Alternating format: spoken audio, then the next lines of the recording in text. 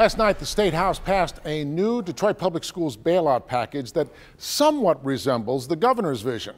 But Mayor Mike Duggan says he doesn't like it. Business editor Rod Maloney is live at Chrysler Elementary tonight. So, Rod, what is the missing element that has the mayor not pleased with this?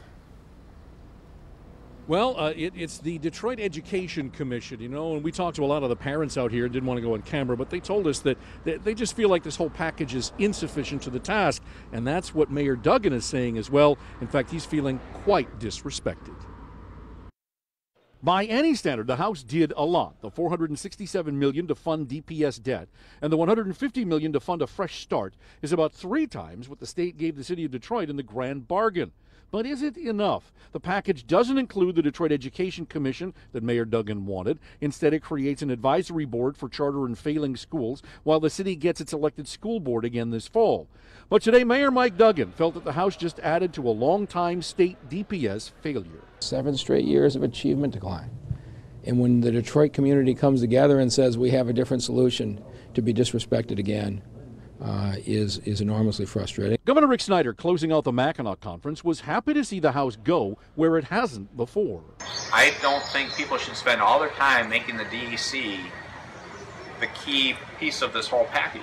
Interim DPS Superintendent Judge Stephen Rhodes put out a statement today, quote, "The action taken yesterday by the Michigan House is an important step toward ensuring the future of public education in the city of Detroit. The more than $700 million allocated in the bill will greatly assist in our efforts to create a sustainable and successful new school district," end quote.